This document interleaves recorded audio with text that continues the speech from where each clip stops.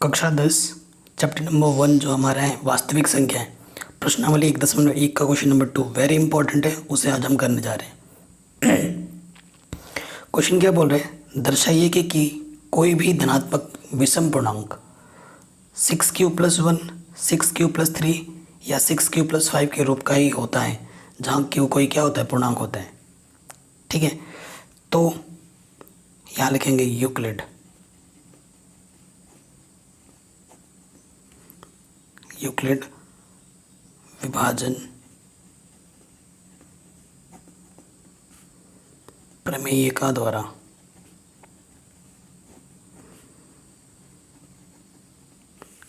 ठीक, ये चीज़ हम लिखेंगे यहाँ पर।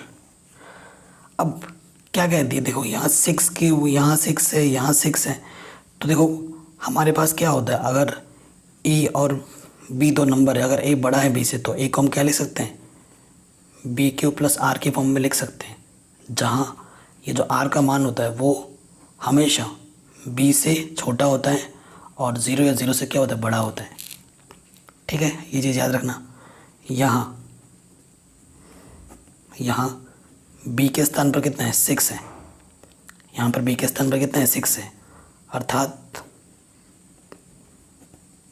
अर्थात जो R का मान होगा वो 6 से कम होगा, 0 से शुरू होता है, 0 1 2 3 4 5 यहाँ तक होगा।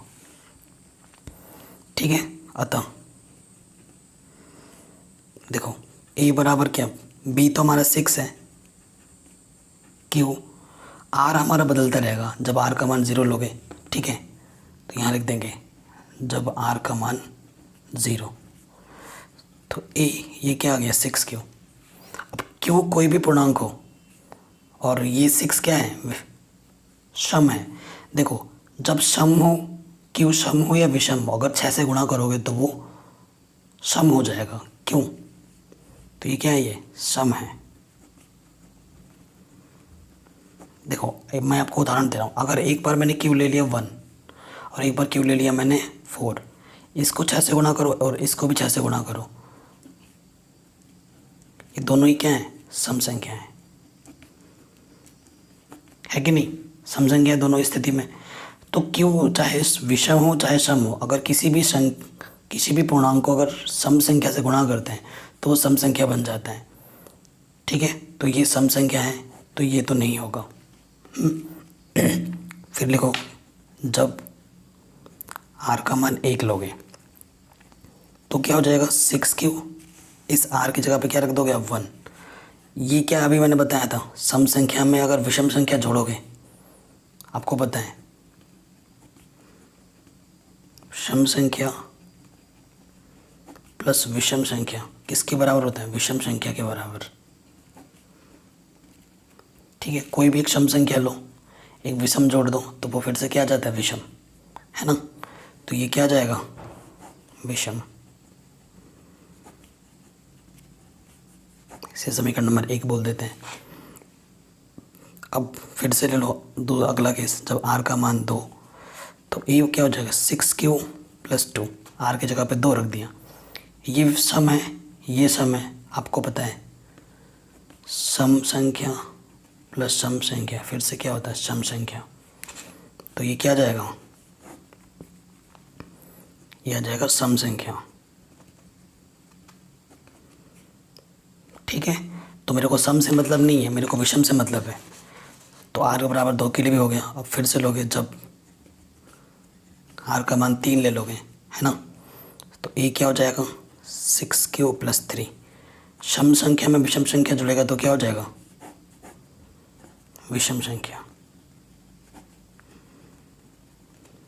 ठीक, r बराबर 3 के लिए भी हो गया, 4 और 5 के लिए बचा है। आगे बढ़ते हैं, जब r का मान 4 ले लोगे तो a का मान क्या हो जाएगा, 6q+4, सम और ये सम, तो ये क्या हो जाएगा, सम संख्या। तो वो तो हमें नहीं चाहिए।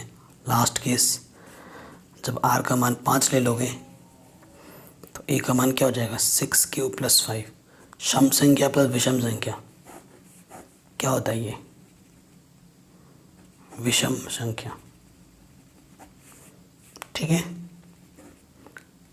तो लास्ट में क्या लिखोगे, समीकरण 1, 2 व 3 से यह स्पष्ट है कि, पता है क्या करना होता है, यह स्पष्ट है कि आपको लास्ट में क्या लिखना होता है, जो आपको प्रश्न में जो स्टेटमेंट दे रखा है ना, स्पष्ट है कि यहाँ से लिखना है आपको कि कोई भी धनात्मक पूर्णांक विषम पूर्णांक इतना होता है। ये लाइन पूरी लिख देनी है आपको और लास्ट में कि कोई भी धनात्मक विषम पूर्णांक 6q+1 या 6q+3 या 6q+5 का रूप का ही होता है। ये देखो, ये विषम संख्या था 6q+1, ये भी था 6q+3 का, या फिर 6q+5 का ही होता है। बाकी सब क्या आए थे, सम आए थे, हमें तो विषम की ही बात करनी है। ठीक है, ये ऐसे करना है। अगर क्वेश्चन घुमा के देता कि सम के लिए क्या होगा, तो क्या होता सम के लिए 6q+2 या फिर 6q+4 के रूप का ही होता। ठीक है, तो क्वेश्चन एग्जाम में घुमा के भी दे सकता है, तो आपको पहले से ही तैयारी होकर रहना चाहिए। अगर आपको कॉन्सेप्ट अच्छे से आता है तो क्वेश्चन कोई भी दे आप आराम से कर सकते हैं। सभी चैप्टर मैंने करा रखे, लिंक्स मैंने दे रखे हैं डिस्क्रिप्शन पे।